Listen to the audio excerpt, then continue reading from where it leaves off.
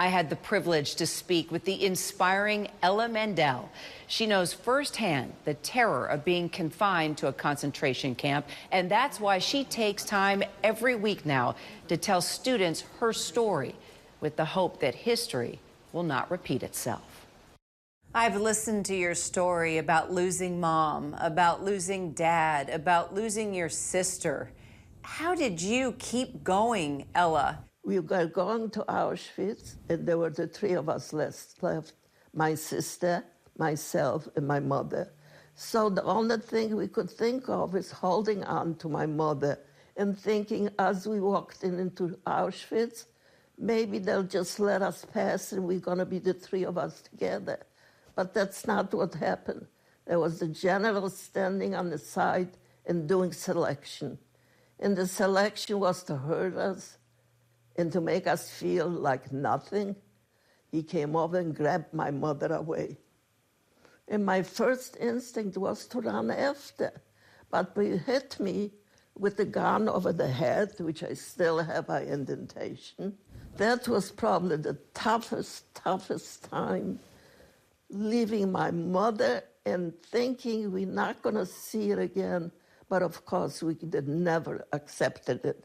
We always hoped that someday, somewhere, we will find my mother, which we never did because she went into the crematorium.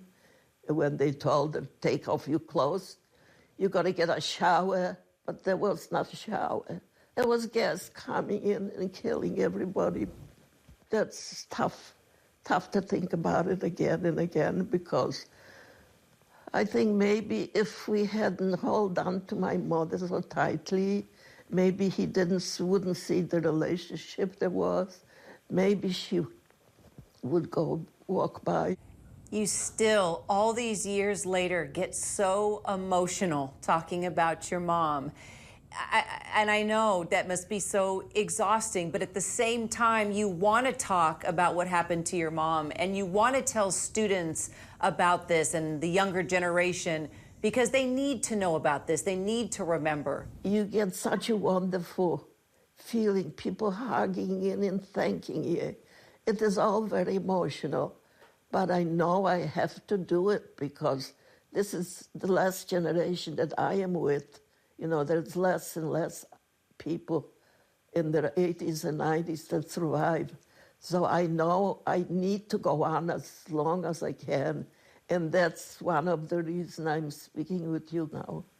I need to bring the message that was so wrong, that we need to go on living and being good to each other and hoping that's going to be a better world for all of us. When you see what Vladimir Putin is doing, when you see what Russian troops are doing, when you see what's happening to the Ukrainian people, how does this bring back memories of the Holocaust for you? It hurts. I was last night with friends, and it was a beautiful evening, just friends getting together. And we finished this with this horrible thought, never again. Where is the never again?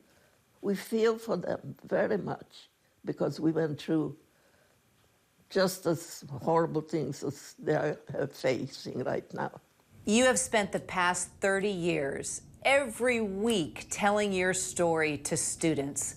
Why is that so important to you, and why is that so important for them? I spoke to the high school kids in Lisbon. They did 1 minute of silence for all the Holocaust people that didn't make it. They didn't survive. So that made me know how much they really care. And this is what I'm looking for when I'm speaking to school kids. I just tell them not to ignore bullying. You must speak up because the world is there for everyone. And you must speak up and tell them this is not the right thing to do. Ella, we have to hear what you went through in order to appreciate our life now. So true. Life can be beautiful if you all get along. Please, that's the most important message. Get along, people. Love each other. Never again let's come through with any such horrible times that we went through and now people are going through again.